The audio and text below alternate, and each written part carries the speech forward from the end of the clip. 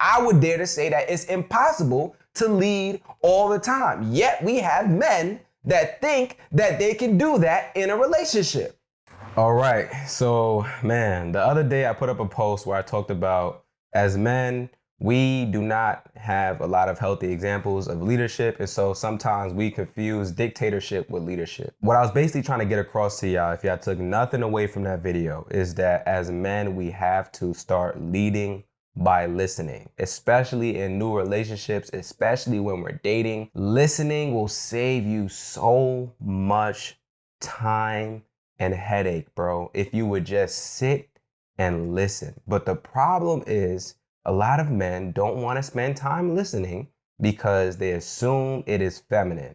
And lo and behold, I ended up getting this comment that I'm going to read out to you guys and show you guys from a man that disagreed with what I had to say. And I have no problems with people disagreeing. I actually think it's very healthy. We need to have that kind of discourse in the comments, as long as we can agree to disagree, if that's what it ends up being, which most of the times is, that's what it is, right? So this comment goes, nah, bruh, you wrong on this one, LOL.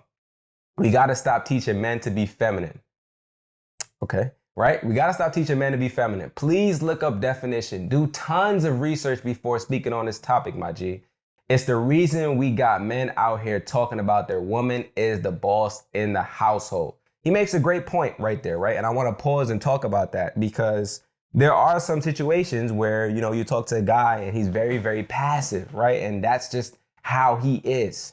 But that does not mean that me saying for men to listen and start with leading by listening, that all men are going to be passive, right? That's not what I'm saying. I'm not saying that your woman should be the boss of the household. What I'm trying to convey to y'all is that we have to seek first to understand our partners before we can dictate. That is actually the logical thing to do. And a lot of men like to say that, you know, we operate out of logic, right? How can you tell someone what you want them to do? How can you dictate if you are not understanding what their position is in the grand scheme of the relationship and what their strengths and weaknesses are, right? This is why I talk about dating with intention, because when you date with intention, when you listen to the person that you're dating, you are able to understand and identify their strengths and their weaknesses. Then you can be able to determine if they are compatible with you and where you want to go before you even hop into a relationship with them and try and dictate what they should do, right? Because most of the times what I've realized, and I said it in the comment response to this man, is that we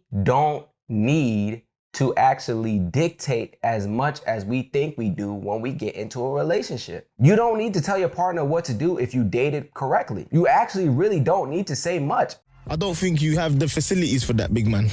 I don't tell my girl that I want her to cook. She does it. Why? Because we had a conversation about what I would like in a relationship before we got into a relationship. So now in a relationship, she understands that, yes, my man likes when I cook. My man likes when I play his food. We don't have to talk about that.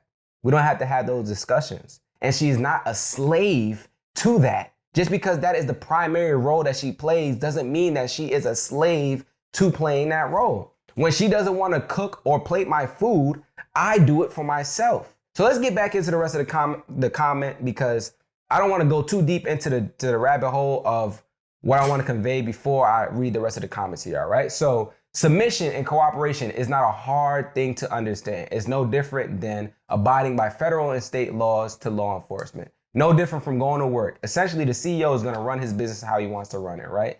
It's his choice to want to listen to any feedback. Overall, a man is going to be doing what he has already been doing. His wife will supplement to his value by following what he was already doing. There shouldn't be any information he needs from her outside of cooking and cleaning. Lord Jesus. I can't do this no more. We all have different ways of looking at relationships and different ways of thinking about relationships in a way that we should function inside of them, right? And my problem with submission, and when we talk about submission and leadership in a relationship, is that a lot of men don't want to be in a relationship with a woman that can actually lead as well. It comes off as, I very much would like a woman that is a servant to me in this relationship, and she just follows and listens to everything that I say. And this is the problem that a lot of women have when we start talking about submission. they assume, because of all the conversations that we've started to see with podcasts and different people, that they assume that when we talk about submission, that it is slavery. Those are two different S words, right? But they start to get conflated because when we talk about submission, right, a lot of people don't have the accurate definition of what it means to actually submit to your partner. Whenever I say submission, all I actually mean is that you understand when you are not supposed to lead. That is what I mean by submission, right? It is not a dirty word. It's not a curse word. It's not slavery. All I'm saying is that you understand when to not lead in a relationship. What we don't talk about enough is how tedious and strenuous leading all the time actually is if you know what you're doing when you're leading. It is very strenuous. It's very tedious. You have to think about all these different possibilities. You have to think about all the roles everyone plays. And then you have to also manage yourself in the midst of all of that. That is a lot of work for one single human being to be doing in a relationship 100% of the time. You actually cannot do that. I would dare to say that it's impossible to lead all the time. Yet we have men that think that they can do that in a relationship, that their partner should just be listening to them as they lead all the time, right? And I know y'all may think that I'm being too literal, but these are the comments that I'm actually getting. People assume that when you get into a relationship, just because you're a man, that your partner should be listening to everything that you have to say. And that is not the case, bro. Absolutely not. And it's also not feminine for you just to be listening to them to understand the role that they play. It does not mean that you're making them the boss of you. It means you're understanding that you don't understand that person more than they understand themselves. You don't. So you have to listen.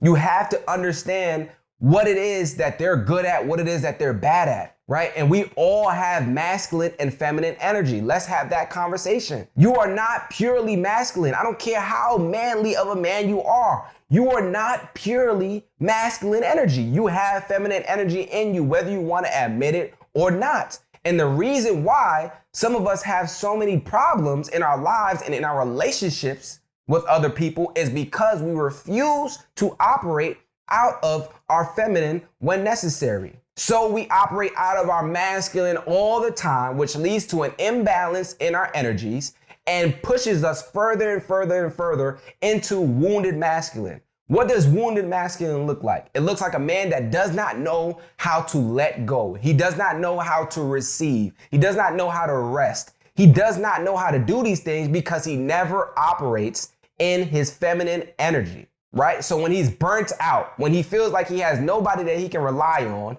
it's a result of his own doing because he does not know how to operate in his feminine energy. And when I try to tell men, yo, listen, rest, self-care, right?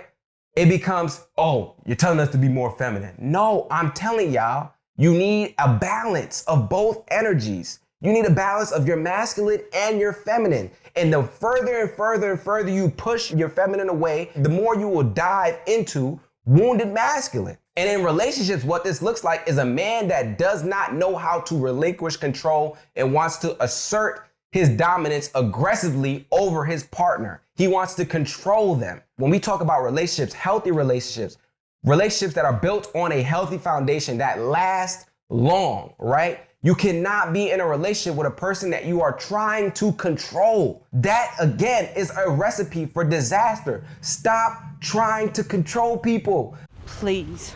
Let people tell you who they are, and then you make a decision about whether or not you want to be in a relationship with them based on whether or not you think they're compatible with where you want to go. You do not need to control them. You barely need to dictate when you're dating with intention and you're listening to your partner or your potential partner during the dating stage. You get what I'm saying? I'm trying to get y'all to understand that listening is the key. But y'all want to run, not y'all, some of y'all want to run away from listening. Y'all want to run away from doing the work to set you up in a healthy relationship. And this is not me trying to bash anybody. I'm just passionate about this, so this is how it comes off sometimes. I'm not trying to bash y'all at all. I'm trying to help. I'm trying my best to help, because when I get comments like these, I realize that there's a lot of men that think the same way. There's a lot of men that think that you get into a relationship and you're a shorty your partner, whoever it is that you're in a relationship with, that they should just automatically submit to you. And that's just not how these things work, man. That's not how these things work.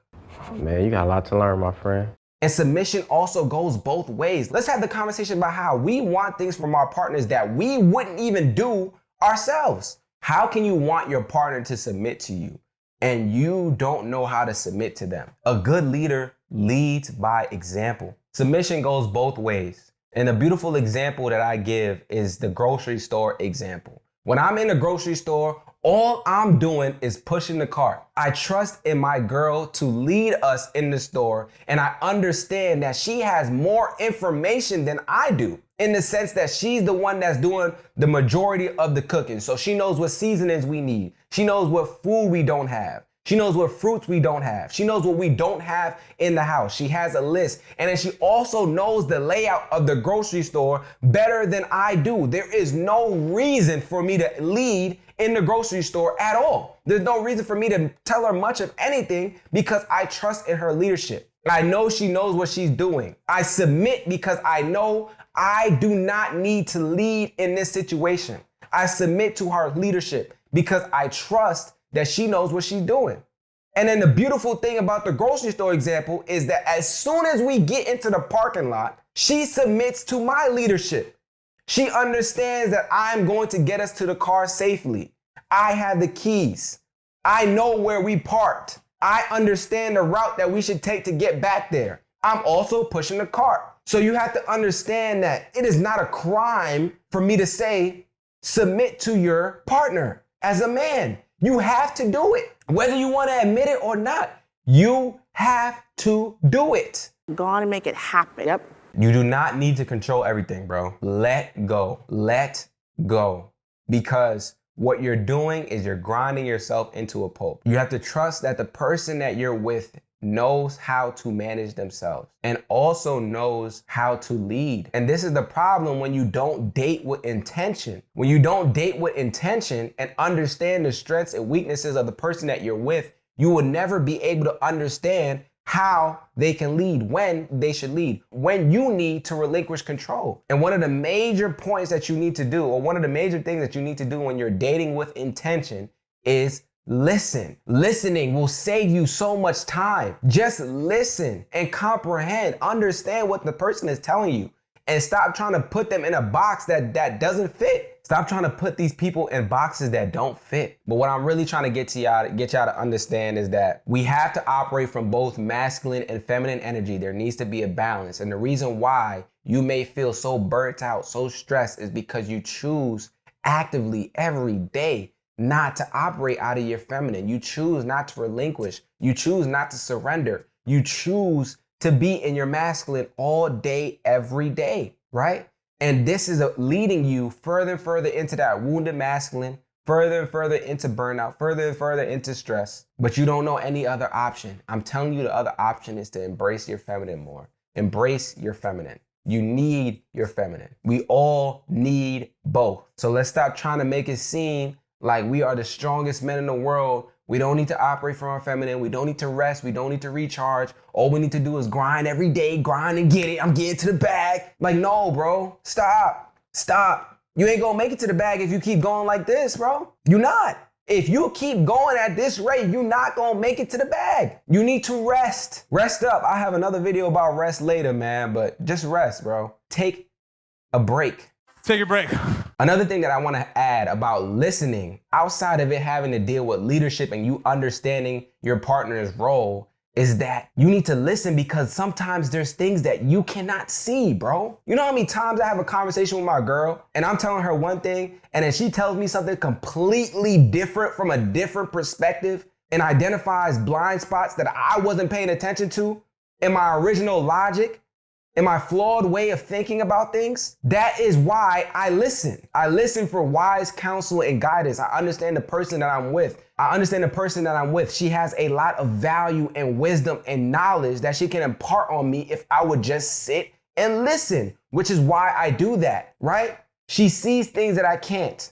I don't have all the answers. I need to listen to her. And then the last reason why I listen is because I know that God put her in my life to help get me to where he wants me to be. This is all ordained by God. And when you don't have this understanding of how these things work, it makes listening so much harder because you feel like you have all the answers. You don't, bro.